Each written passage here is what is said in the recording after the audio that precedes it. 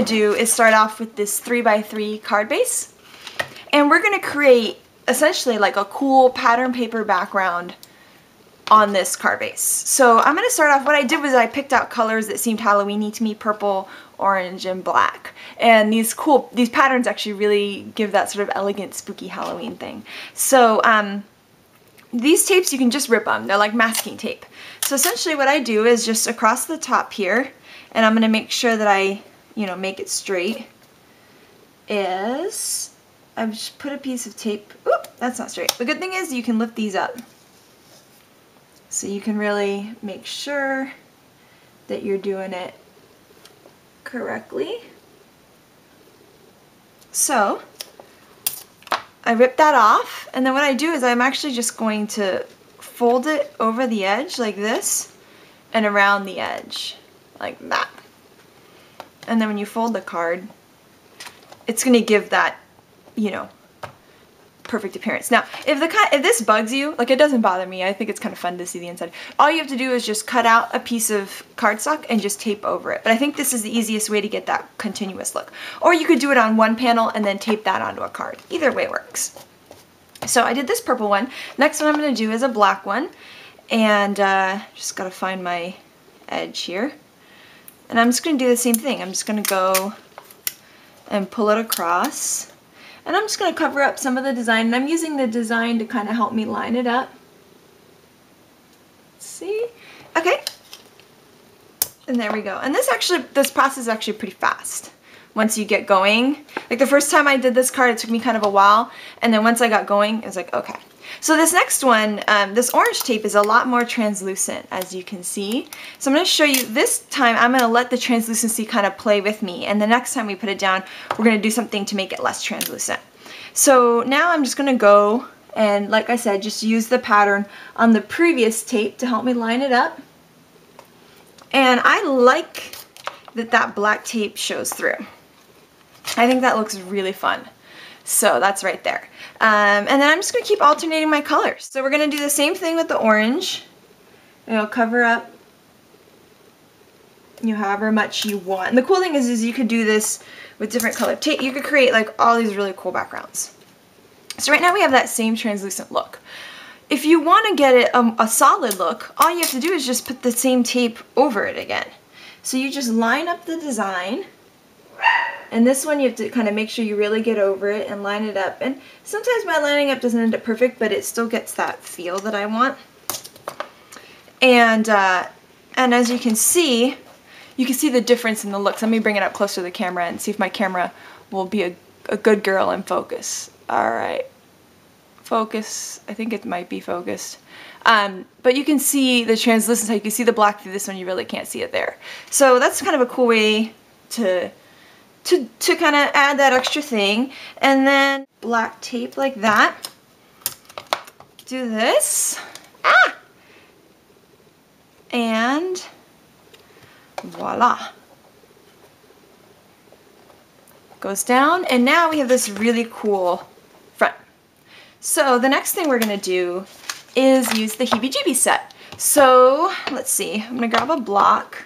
And I'm going to use the Sleepy Bat. The Sleepy Bat is my favorite. He's so cute. I never thought I could think bats were cute. That when I lived in Sacramento, there were a lot of bats and they're really freaky. But these bats are cute. I'm using Memento Tuxedo Black ink. I like it the best with Copics.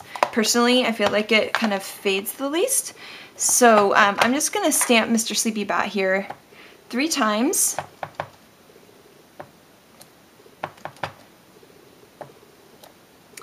And I'm still no Copic expert. I took the Copic certification class. I'm still not going to claim to be any kind of expert, but I'm going to show you what I do with these bats. So cool thing about Memento, it kind of like dries right away, so you really don't have to worry about the smearing. So I'm just going to go through, and what I do is, since I know I'm going to cut them out, I don't really care if I stay on the lines. I just go like that. It makes it faster. So I'm just doing a quick one over with that. Now I'm going to take, this was C1 Cool Gray.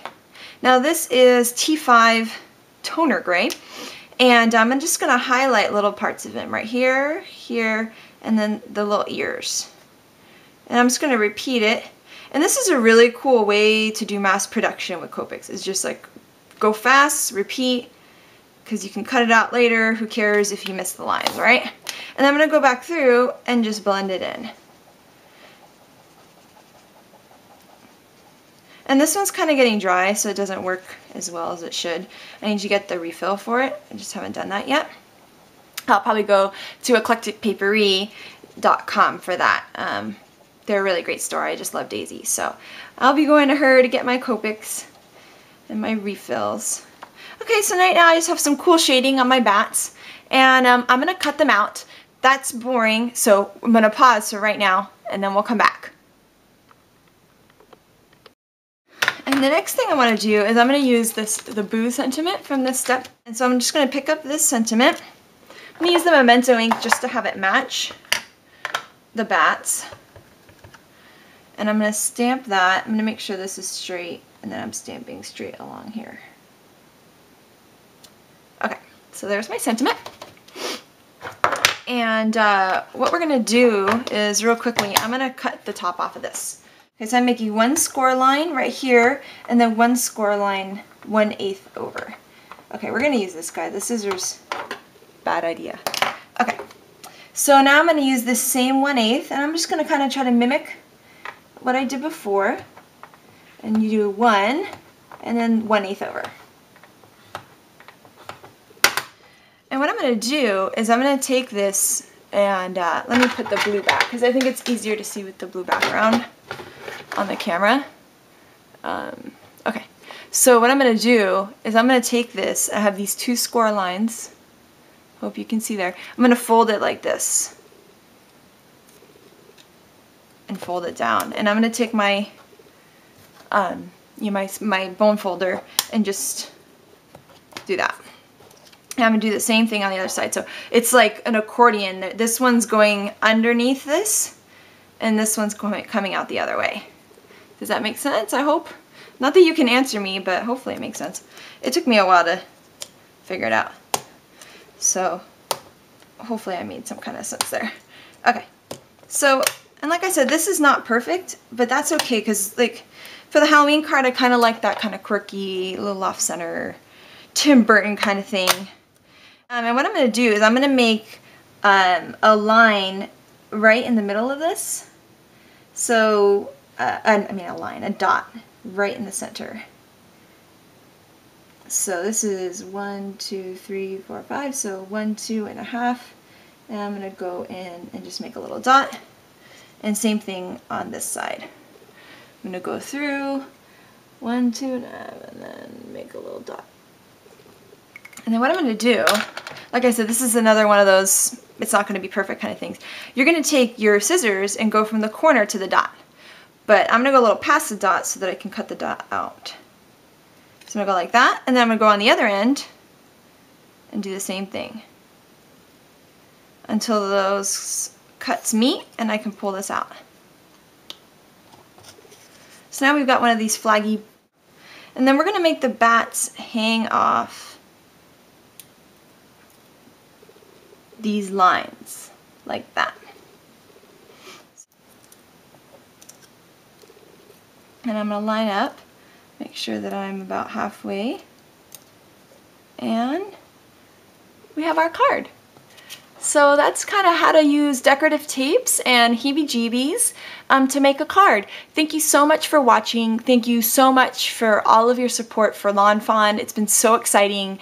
We still have some Heebie Jeebies left, just a couple, and we're getting the reorder of the other 2 new sets, Banerific and Sophie's Sentiments, in probably, let's say, max 10 days. Let's hope earlier than that, though. So if you would like those sets, make sure you go to our website, www.lawnfawn.com, and sign up to be notified so you're the first one to know. Hopefully we've got enough that we don't sell out again, but you never know. So make sure you sign up because I want you guys to be the first ones to know. So thank you so much again for all your support. It seriously means the world to us. Have a great day and a great weekend. Bye.